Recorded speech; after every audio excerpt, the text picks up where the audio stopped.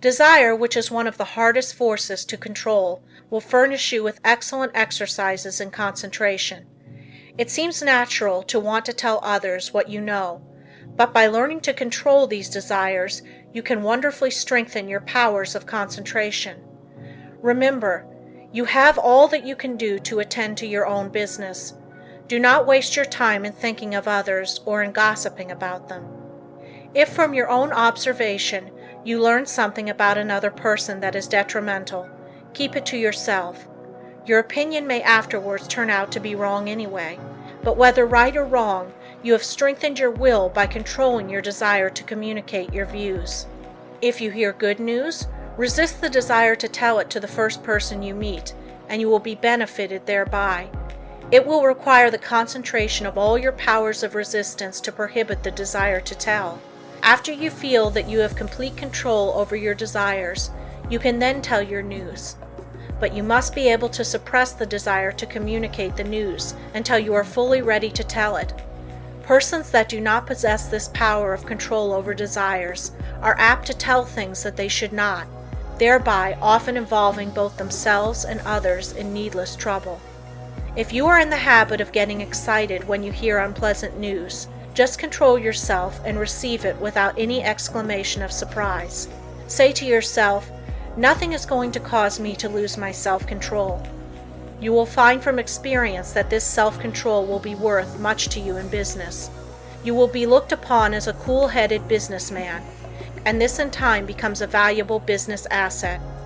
Of course, circumstances alter cases.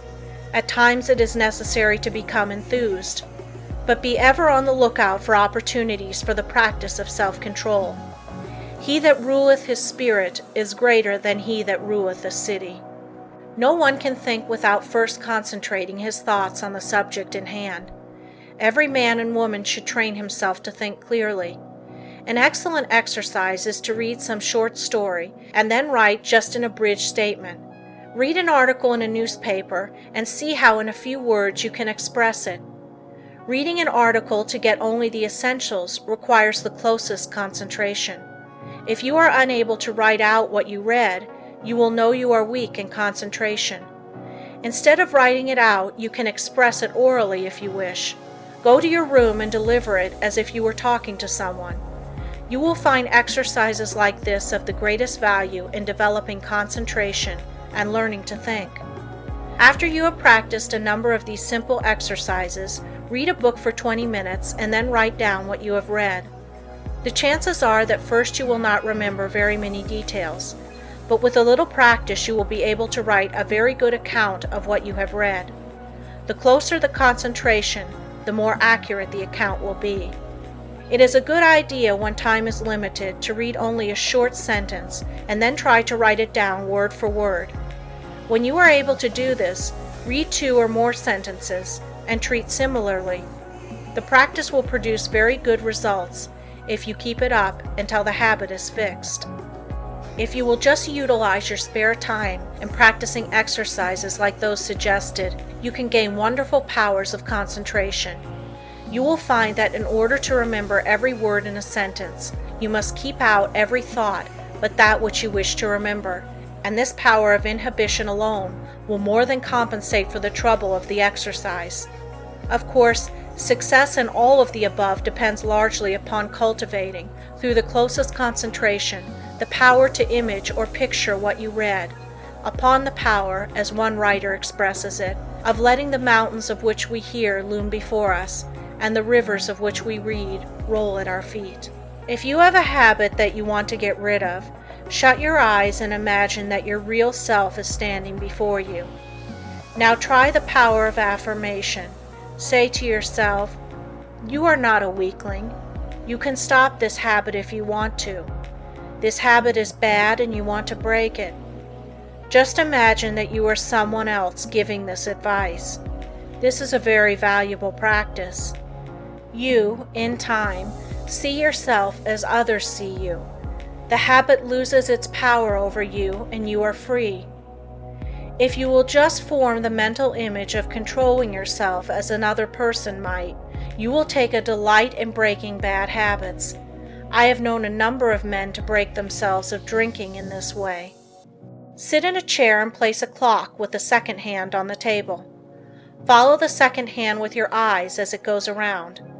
Keep this up for 5 minutes, thinking of nothing else but the second hand. This is a very good exercise when you only have a few minutes to spare, if you are able to keep every other thought in the stream of consciousness subordinate to it. As there is little that is particularly interesting about the second hand, it is hard to do this, but in the extra effort of willpower required to make it successful lies its value. Always try to keep as still as possible during these exercises. In this way you gain control over nerves, and this quieting effect is very good for them. A belief in the power to concentrate is of course very important. You have now developed this concentration power to a considerable extent, and therefore you have faith in the power of concentration. But you can still become a much stronger believer in it. We will say that you have some desire or wish you want fulfilled, or that you need some special advice. You first clearly picture what is wanted, and then you concentrate on getting it. Have absolute faith that your desires will be realized. Believe that it will, according to your belief, be fulfilled. Never at this time attempt to analyze the belief. You don't care anything about the whys and wherefores. You want to gain the thing you desire, and if you concentrate on it in the right way, you will get it. A caution. Never think you will not succeed, but picture what is wanted as already yours, and yours it surely will be. Self-distrust. Do you ever feel distrust in yourself? If you do, just ask yourself, which self do I mistrust? Then say, my higher self cannot be affected. Then think of the wonderful powers of the higher self. There is a way to overcome all difficulties, and it is a delight for the human soul to do so.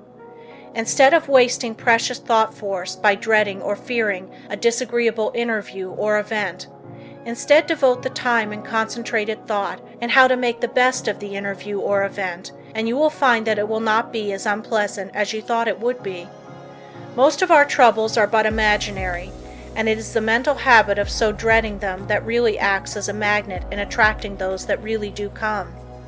Your evil circumstances are created or attracted by your own negative fears and wrong thoughts, and are a means of teaching you to triumph over all evils by discovering that which is inherent within yourself.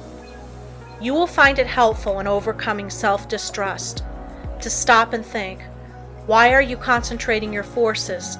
And by so doing, you become more closely attached to the higher self, which never distrusts.